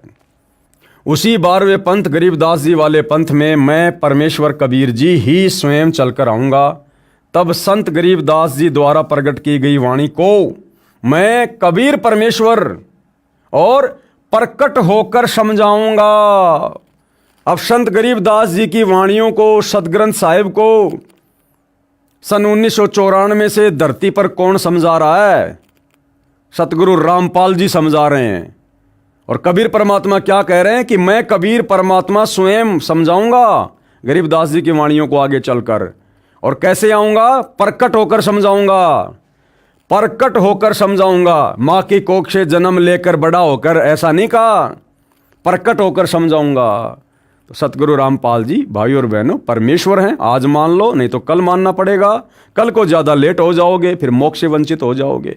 तो आज ही थोड़ा अधीन होकर, धैर्य से, निष्पक्ष होकर ज्ञान को समझो, परमात्मा से सद्बुद्धि की भीख मांगो और समय रहते अपने दाता को पहचान लो, भाई फायदा रहेगा। प्रमाण के लिए कृपया देखें इसी पुस्तक के पेज नंबर 91 पर पढ़ें कबीर परमेश्वर द्वारा स्वयं अवतार धारण करने की भविष्यवाणी। अब देखिए भाई और बहनों, लेखक बार बार कह रहा है कि संत रामपाल जी कबीर जी के अवतार हैं, कबीर जी के अवतार हैं, संत रामपाल जी को कबीर जी ने ऊपर से भेजा है। अब यहाँ क्या कह रहे हैं? कबीर परमेश्वर द्वारा स्वयं अवतार धारण करने की भविष्यवाणी, यानी कबीर परमात्मा खुद ही अपना अवतार होता है, सतलोक से किसी को अवतार रूप में भेजता नहीं है, इन्हें आवश्यकता नहीं है। इससे सिद्ध हुआ कि जन्म साखी में जिस जाट संत के विषय में कहा है, निर्विवाद रूप से वह संत रामपाल जी महाराज जी ही हैं। फिर भी हम संत गरीबदास जी का विशेष आदर करते हैं, क्योंकि उन्होंने परमेश्वर कबीर जी का अमर संदेश सुनाया है। यदि कोई भ्रम उत्पन्न करे कि 10 गुरु साहिबानों में से भी किसी की ओर संकेत हो सकता है, यानी नानक जी के बाद में जो और सिख धर्म में गुरु हुए हैं, तो कोई कहे कि भाई वो तो अन्य हमारे गुरु साहिबानों के विषय में लिखा है। इसके लिए याद रहे कि 10 सिख गुरु साहिबानों में से कोई भी जाट वर्ण से नहीं है। 10 गुरु साहिबानों में कोई भी जाट जाति से नहीं था। और भगत प्रहलाद ने तो जाट वर्ण में आने की बात कही है। दूसरे सिख गुरु श्री अंगद देव जी खत्री थे। तीसरे गुरु जी श्री अमरदास जी भी खत्री थे। चौथे गुरु जी श्री रामदास जी भी खत्री थे तथा 5वें गुरु श्री अर्जुन देव जी से लेकर 10वें तक अंतिम श्री गुरु तेग बहादुर सिंह जी तक श्री गुरु रामदास जी की संतान अर्थात खत्री थे। फिर भी हम सभी सिख गुरु साहिबानों का विशेष आदर करते हैं। संत रामपाल जी महाराज क्या कहते हैं? जीव हमारी जाति है, मानव धर्म हमारा, हिंदू मुस्लिम सिख ईसाई धर्म नहीं कोई न्यारा। और परमेश्वर कबीर जी ने कहा है, जाति न पूछो संत की, पूछ लीजियो ज्ञान, मोल करो तलवार का, पड़ी रहन दो म्यान। अर्थात इन दोनों वाणियों का एक ही अर्थ है। ये दोनों वाणियाँ एक ही महापुरुष के विचारों की ओर संकेत कर रही हैं। अर्थात सतगुरु रामपाल जी स्वयं ही कबीर परमात्मा हैं। कृपया प्रमाण के लिए देखिए फोटोकॉपी जन्म साखी पंजाबी, गुरुमुखी पंजाबी भाषा वाली तथा हिंदी वाली, दोनों में आप जी सहज में समझ सकते हो कि वास्तविकता क्या है। जन्म साखियों के प्रकाशक हैं भाई जवाहर सिंह कृपाल सिंह, अमृतसर पंजाब। तो यहाँ पर फोटोकॉपी वगैरह लगाई गई है, आप जी देख सकते हैं। ये पंजाबी भाषा में है, जन्म साखी भाई बाले वाली। इस पर भी वही प्रकरण लिखा हुआ है कि कैसे कैसे नानक जी अपने दोनों शिष्य बांला और मर्दाना को लेकर भगत प्रहलाद के लोक में गए। और नीचे ये हिंदी वाली है, कृपया देखें फोटोकॉपी जन्म साखी भाई बाले वाली हिंदी वाली के पेज नंबर 305 की। ये सारा सब कुछ हिंदी में लिखा हुआ है। जैसे लिखा कि एक और महापुरुष होगा जो यहाँ पहुँच सकेगा। मर्दाने ने कहा, हे भगत वर, वह पुरुष कौन और कब होगा? प्रहलाद ने उत्तर दिया कि जब गुरु नानक देव जी आएंगे तो इनके 100 वर्ष पश्चात आएगा। अर्थात यहाँ केवल 3 आदमी ही आने हैं। ये आदमी लिखना थोड़ा सा अच्छा नहीं लगता है, महापुरुष। ये सब कुछ लिखा हुआ इसमें। प्रश्न नंबर 1, एक संस्कृत के विद्वान शास्त्री ने कहा कि आपके गुरु संत रामपाल जी महाराज संस्कृत नहीं पढ़े हैं। आप कहते हो कि उन्होंने श्रीमद् भगवद गीता का यथार्थ अनुवाद करके भक्तों को बताते हैं। ये कभी नहीं हो सकता, क्योंकि ये हमारी जीव सोच है भाई और बहनों, जबकि परमात्मा को पढ़ने की आवश्यकता नहीं है। परमात्मा तो सभी भाषाओं का जनक है। विश्व की, सृष्टि की सभी भाषाओं को परमात्मा ने ही जन्म दिया है। और हम इंसानों की भाषा को तो छोड़ो, परमात्मा तो 184 योनियों में जितने भी जीव जंतु हैं सूक्ष्म और दिखाई देने वाले, परमात्मा तो सबकी भाषा तो छोड़ो, उनके मन की बात को भी जानते हैं, क्योंकि परमात्मा सर्वज्ञ होते हैं। तो सतगुरु रामपाल जी के भगत ने क्या उत्तर दिया? संत रामपाल जी महाराज के भगत ने उत्तर दिया, शास्त्री जी उसी को परमात्मा का अवतार कहते हैं। परमात्मा का अवतार नहीं, परमात्मा कहते हैं जो भाषा का ज्ञान ना होते हुए यथार्थ अनुवाद कर दे। अरे भाषा को पढ़ के 10, 15, 20 साल संस्कृत पढ़ के, अंग्रेजी पढ़ के तो कोई भी अनुवाद कर दे। परमात्मा उसी को कहते हैं जो बिना पढ़े लिखे और एज इट इज अनुवाद कर दे, जो पढ़ा लिखा भी नहीं कर सकता। क्यों? क्योंकि परमेश्वर सर्वज्ञ हैं। सर्वज्ञ यानी सब कुछ जानने वाले, उन्हीं गुणों से युक्त उसका भेजा हुआ अवतार होता है। वह अवतार संत रामपाल जी महाराज जी हैं। ये लेखक की अपनी सोच है भाई और बहनों, अब आप समझ गए होंगे। आप तो केवल वेदों और गीता के अनुवाद से अचंभित हैं। संत रामपाल जी महाराज ने तो बाइबल तथा कुरान को यथार्थ रूप में बताया है, जिसे ईसाई धर्म के वर्तमान के फादर व पादरी तथा मुसलमान धर्म के मुल्ला व काजी भी नहीं समझ सके। कृपया पढ़िए पुस्तक ज्ञान गंगा में। एक महापुरुष के विषय में जय गुरुदेव की भविष्यवाणी, यानी जो जय गुरुदेव पंथ के जो प्रवर्तक श्री तुलसीदास जी, जो अब परलोक सिधार चुके हैं, उन्होंने भी उस महापुरुष यानी सतगुरु रामपाल जी के विषय में समय समय पर अपनी भविष्यवाणियाँ की है। जिस समय उनकी पूर्व जन्म की याददाश्त, या फिर यूँ कह लीजिए उनके पास में उनकी पूर्व जन्म की भक्ति कमाई शेष थी, तो परमात्मा ने उनको भी निमित्त बनाया अपने विषय में भविष्यवाणियों के लिए। एक महापुरुष के विषय में जय गुरुदेव की भविष्यवाणी, जय गुरुदेव पंथ के श्री तुलसीदास साहिब की विशेष भविष्यवाणी, जय गुरुदेव उर्फ राधा स्वामी पंथ मथुरा के परम संत की भविष्यवाणी, और ये है धर्माचार्यों राजनीतिज्ञों को नेक सलाह, यानी जो मनमुखी धर्म के ठेकेदार आचार्य शंकराचार्य बने बैठे हैं और जितने भी राजनीतिज्ञ लोग हैं उनको सलाह दी जा रही है तुलसीदास जी के द्वारा कि आने वाला समय बड़ा खतरनाक है, बड़ा विषम है, सुधर जाओ, संभल जाओ, सदाचारी बन जाओ, नाम उपदेश ले लो, सत भक्ति करो तो बच पाओगे, अन्यथा ऐसे जाओगे जैसे गधे के सिर से सींग, क्योंकि आने वाला समय युग परिवर्तन का है। धर्म तब आएगा जब सब धर्म के लोग लड़ना छोड़ें। राष्ट्र की उन्नति तभी होगी जब राजनीतिक लोग लड़ना, आंदोलन, हड़ताल, तोड़फोड़, रिश्वत अथवा स्वार्थ एवं दल बदल छोड़ दें। मांस, मछली, शराब, ताड़ी भी छोड़ दें। इससे पहले देश की खुशहाली की जो बात करता है वह भविष्य के आने वाले संकट से बदहोश है। वह ये नहीं जानता है कि देश की प्रजा दुराचारी, चरित्रहीन, लड़ने भिड़ने व कामचोर, हड़ताली, आंदोलन, तोड़फोड़ करने वाली हो गई है। मांस, मछली, अंडों का भक्षण करने लगी है। शराब, ताड़ी व अन्य नशीली वस्तुओं के सेवन से प्रजा बदहोशी में आकर पागल बनकर कुत्तों की भांति लड़ने लगी है। वह देश की जनता अपनी गरीबी को कदापि नहीं मिटा सकती। ये साकारी पत्रिका में 8 जुलाई 1971 को लिखा गया है। फिर बाद में लिखा है अवतारी शक्तियों का जन्म हो गया है।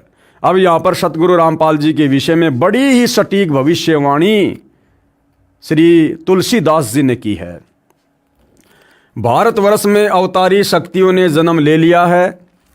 अनेक स्थानों पर वे बच्चों के रूप में पल रहे हैं और समय आने पर प्रकट हो जाएंगे, यानी सबके सामने आ जाएंगे। कहने का मतलब है सतगुरु रामपाल जी का उनके मिशन में जो आत्माएं सहयोग जो करेंगी, उन आत्माओं के विषय में ये भविष्यवाणी की हुई है। वरना यही बच्चे उनके विनाश का कारण बन जाएंगे। इन बच्चों को गोश्त व अंडा दिया जाता है तो वे मुंह फेर लेते हैं और इधर उधर देखते भी नहीं। माँ बाप इस बात का ध्यान रखें कि जो बच्चे इन चीज़ों को खाना नहीं चाहते उन्हें ज़बरदस्ती ना खिलाएं। अब क्या लिखा हुआ देखो भाई और बहनों, यहाँ सतगुरु रामपाल जी के विषय में बिल्कुल स्पष्ट भविष्यवाणी। वह अवतार जिसकी लोग प्रतीक्षा कर रहे हैं। कौन लोग? परमात्मा चाहने वाली आत्माएं, जिन्होंने सतयुग में परमात्मा को पाना चाहा, घर छोड़कर जंगलों में चले गए, घोर तप किए, लेकिन परमात्मा नहीं मिला, क्योंकि उनकी भक्ति विधि परमात्मा को पाने वाली शास्त्रों के अनुसार नहीं थी। तो युगों युगों से जो आत्माएं परमात्मा की तलाश में हैं, अब उनका वो समय बहुत नज़दीक है। वह अवतार जिसकी लोग प्रतीक्षा कर रहे हैं 20 वर्ष का हो चुका है। ये भविष्यवाणी इन्होंने की 7 सितंबर 1971 को। 7 सितंबर 1971 को इन्होंने भविष्यवाणी की। वह अवतार जिसकी लोग प्रतीक्षा कर रहे हैं 20 वर्ष का हो चुका है। अब भाइयों और बहनों, 8 सितंबर 1951 को सतगुरु रामपाल जी सतलोक से चलकर धरती पर प्रकट हुए, दुनिया की नज़रों में जन्म लिया। और ये भविष्यवाणी जय गुरुदेव ने की। ये कब? 7 सितंबर 1971। तो 8 सितंबर 1951 से लेकर 7 सितंबर 1971 पूरे 20 वर्ष हो रहे हैं। पूरे 20 वर्ष सतगुरु रामपाल जी के उस प्राकाट्य को। और जय गुरुदेव क्या कह रहा है? वह 20 वर्ष का हो चुका है। अब धरती पर सतगुरु रामपाल जी के अलावा ऐसा कोई भी संत महात्मा महापुरुष नहीं है जिसकी सांसारिक तौर पर डेट ऑफ बर्थ बिल्कुल जय गुरुदेव की भविष्यवाणी के अनुसार हो। केवल एकमात्र सतगुरु रामपाल जी हैं। वह अवतार जिसकी लोग प्रतीक्षा कर रहे हैं 20 वर्ष का हो चुका है। यदि उसका पता बता दूं तो लोग पीछे पड़ जाएंगे। तुलसीदास जी कह रहे हैं अगर मैं उसका एड्रेस बता दूं, क्योंकि उस समय वो देख रहे थे, वो खुद मान बढ़ाई और अहंकार के चक्कर में नहीं आ पा रहे थे। क्योंकि परमात्मा कहते हैं राज त्यागना सहज है, सहज नारी का ने मान बढ़ाई ईर्ष्या दुर्लभ तजनाइए। क्योंकि भाई इनके लाखों भगत हो गए थे, इनकी महिमा हो रही थी। ये कैसे बता देंगे एड्रेस? अगर एड्रेस बता दिया तो दुनिया इनको छोड़ के संत रामपाल जी के पास भाग जाती। और उस समय सतगुरु रामपाल जी चाहते भी नहीं थे कि जय गुरुदेव मेरा एड्रेस बताए। इसलिए जितना रिमोट सतगुरु रामपाल जी ने दबाया उतना ही जय गुरुदेव ने बोला। क्योंकि जिस समय भविष्यवाणी की गई थी 1971 में, उस समय सतगुरु रामपाल जी लीला में जीवन में अपनी पढ़ाई पढ़ रहे थे। वे जो है अपना डिप्लोमा कर रहे थे उस समय तक। क्योंकि उन्होंने भक्ति मार्ग शुरू करना था 1994 से। तो उससे पहले अपने विषय में अपना एड्रेस अगर वो लोगों तक पहुंचा देते जय गुरुदेव के माध्यम से, तो उन्होंने किसी को ज्ञान तो समझाना नहीं था, नाम किसी को देना नहीं था। जब मार्ग ही 1994 में शुरू करना था तो उससे पहले भला वो लोगों को क्या देते आध्यात्मिक क्षेत्र का। इसलिए केवल इतना ही कहकर छुड़वा दिया जय गुरुदेव के माध्यम से कि यदि अभी मैं उसका एड्रेस बता दूं तो लोग उसके पीछे पड़ जाएंगे।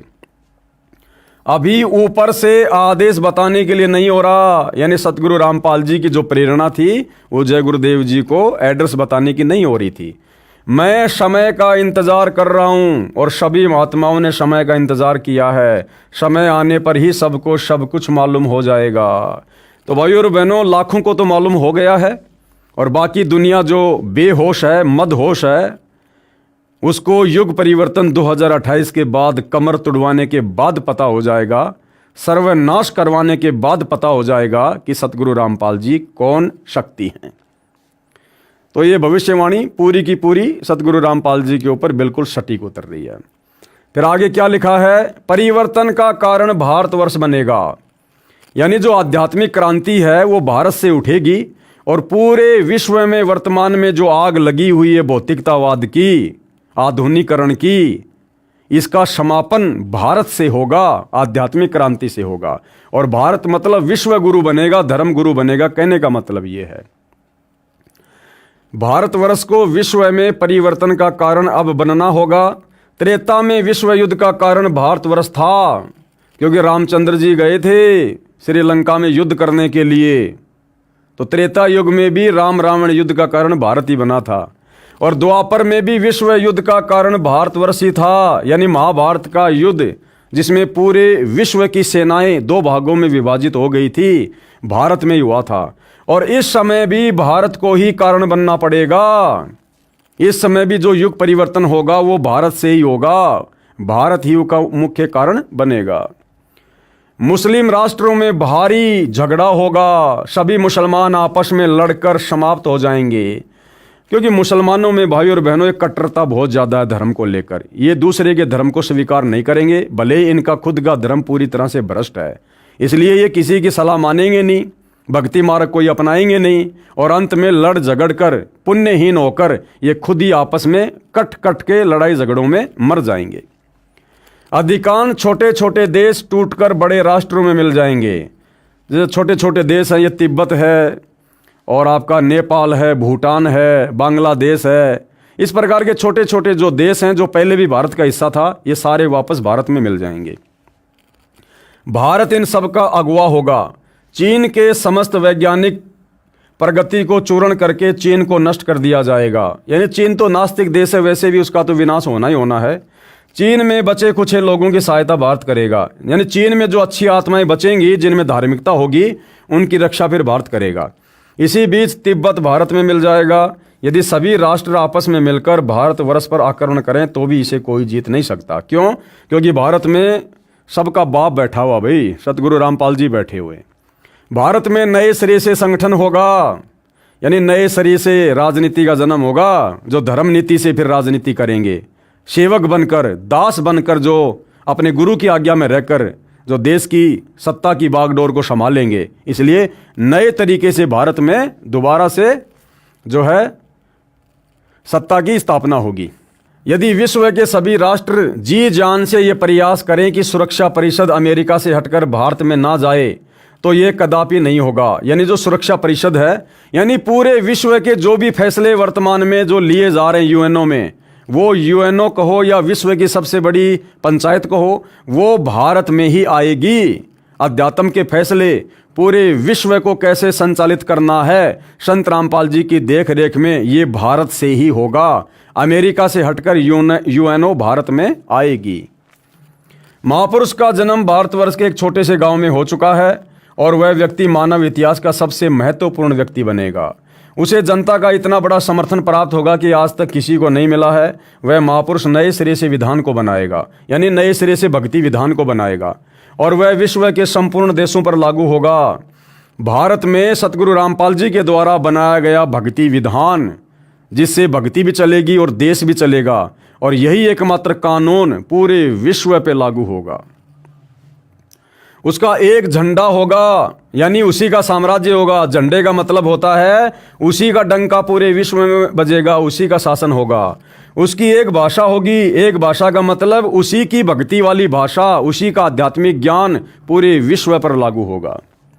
ये शाकाहारी पत्रिका में श्री तुलसीदास जी ने 28 अगस्त 1971 को लिखा है। लड़ाई के समय में रक्षा होगी। किनकी होगी? स्वामी जी ने बताया कि युद्ध के समय में सत्संगियों की रक्षा की जाएगी। अब भाई सत्संगी समझना पड़ेगा कि सत्संगी कौन होता है। सत्संग तो दुनिया भर के चल रहे हैं, और वो अब जय गुरुदेव पंथ वाले खुद ये जर्दा भी खाते हैं, अंडे भी खाते हैं, ये बीड़ी भी पीते हैं, नशा भी करते हैं, तो ये सत्संगी थोड़ी हैं। राधा स्वामी पंथ वाले, धन धन सदगुरु पंथ वाले, जय गुरुदेव पंथ वाले, निरंकारी पंथ वाले, हंसादेश पंथ वाले, दुनिया भर के पंथ वाले सारे नशे करते हैं, देवी देवताओं की पूजा करते हैं, सारी व्यर्थ की जो परंपराएं हैं उनमें शामिल होते हैं। तो काहे के सत्संगी हैं? सत्संगी यानी पहले तो ये समझना होगा सत्संग क्या होता है। सत्य का संग, और सत्संग केवल कबीर परमात्मा स्वयं आके करता है। यानी वर्तमान में सतगुरु रामपाल जी ही सत्संगी हैं, जो सत्य कह रहे हैं, सत्य ज्ञान दे रहे हैं। और सतगुरु रामपाल जी का जो फॉलोवर होगा और उनके भक्तों में भी जो मर्यादाओं में रहेगा, उन सत्संगियों की आने वाले समय में, उन आपत्तियों के दौर में रक्षा होगी, सुरक्षा होगी। जय गुरुदेव नाम को बराबर याद करते रहेंगे, बिल्कुल सही बात है, लेकिन तुलसीदास वाला जय गुरुदेव नाम नहीं। संत रामपाल जी जय गुरुदेव, ये है असल में जय गुरुदेव, यानी जिनकी जय बोलनी चाहिए, जिनकी महिमा करनी चाहिए। और सतगुरु रामपाल जी ने जो भक्ति मंत्र दे दिया, जो उसका जाप करेगा, सुमरण करेगा, सतनाम का, प्रथम नाम का, या जैसे भी है, उनके सत्संग सुनता रहेगा। सत्संग सुनना भी मंत्र जाप है, तीनों समय की आरती करना भी मंत्र जाप है। तो जो इस प्रकार से सतगुरु रामपाल जी के द्वारा दी गई भक्ति करेगा, वो है मंत्र जाप सुमरण, उसकी रक्षा होगी। जय गुरुदेव नाम को बराबर याद करते रहेंगे, ये परमात्मा का नाम है और हर क्षण तुम्हारी रक्षा करेगा। अब अगर ये जय गुरुदेव नाम ही जो तुलसीदास जी के द्वारा उनके भक्तों को दिया गया, जो कि परमात्मा का नाम है, भक्तों की हर क्षण रक्षा करता है, तो जय गुरुदेव के द्वारा दिए गए नाम को तो छोड़ो, खुद जय गुरुदेव जी की अंतकाल में कैसे दुर्गति हुई, कोड हो गया उनके शरीर में, कोड, उनका हाथ पूरा गड़ गया, दुर्गति से मौत हुई उनकी अंत में। किसकी? खुद जय गुरुदेव की। तो तो भला जो आदमी जय गुरुदेव नाम जपेगा उसका क्या होगा? जब जय गुरुदेव को खुद को कोड हुआ, तो यहां पर जय गुरुदेव सतगुरु रामपाल जी हैं और उनके द्वारा जो मंत्र जाप दिया जाता है उसको मर्यादा में रहकर जो जाप करेगा उसकी रक्षा होगी। उपरोक्त पुस्तक की फोटोकॉपियों में संत रामपाल जी महाराज के विषय में वर्णन इस प्रकार है। संत रामपाल जी महाराज का जन्म, अरे जन्म नहीं रे मेरे भाई, अब तो समझ जा, 8 सितंबर 1951 को गांव धनाना, जिला सोनीपत, प्रांत हरियाणा, भारतवर्ष में जाट किसान परिवार में हुआ। वैसे भाइयों और बहनों, संत की कोई जाति नहीं होती है, लेकिन यहाँ के विधान के अनुसार इन चीज़ों का जिक्र करना पड़ता है। विशेष जानकारी इस पुस्तक के कई स्थानों पर है, कृपया वहाँ से पढ़िए। जय गुरुदेव की अमरवाणी भाग 2 पुस्तक के पेज नंबर 50 पर संत तुलसीदास जी ने 7 सितंबर 1971 को सत्संग में कहा था कि वह अवतार जिसकी लोग प्रतीक्षा कर रहे हैं 20 वर्ष का हो चुका है। संत रामपाल जी महाराज 7 सितंबर 1971 को पूरे 20 वर्ष के हुए थे। 8 सितंबर 1971 उनका 21वां वर्ष प्रारंभ हुआ था। पृष्ठ 59 पर लिखा है कि वह महापुरुष छोटे से गांव में जन्म ले चुका है। उपरोक्त विवरण से स्पष्ट हो गया है कि वह महापुरुष संत रामपाल जी महाराज ही है। अब भाइयों और बहनों, भक्ति नाश का कारण। अब भक्ति का नाश कैसे होता है, भक्ति का विनाश कैसे होता है, और कैसे हमारी भक्ति सच्चे सतगुरु की शरण में आने के बाद में दिनों दिन आगे बढ़ती है, प्रफुल्लित होती है, इन तमाम बातों की जानकारी भाइयों और बहनों हम अगले वीडियो में प्राप्त करेंगे। क्योंकि हमने किसी भी पुस्तक से जो सतगुरु रामपाल जी के द्वारा लिखी गई हो या उनके भक्तों के द्वारा लिखी गई हो, हमने अध्यात्म का निष्कर्ष निकालते हुए, उसको गहनता से समझते हुए, शिक्षा लेते हुए और उन अच्छी शिक्षाओं को अपने जीवन में लागू करते हुए हमने आगे बढ़ना है। तभी भाइयों और बहनों असल में हमारा कल्याण होगा और हमें कुछ प्राप्त होगा। तो भाइयों और बहनों, आज की वीडियो में केवल इतना ही। कल परमेश्वर के आशीर्वाद से फिर मिलेंगे। तब तक गुरुदेव भगवान हम सबको आज्ञा दे, आशीर्वाद दे। बंदी छोड़ सतगुरु रामपाल जी भगवान की जय हो।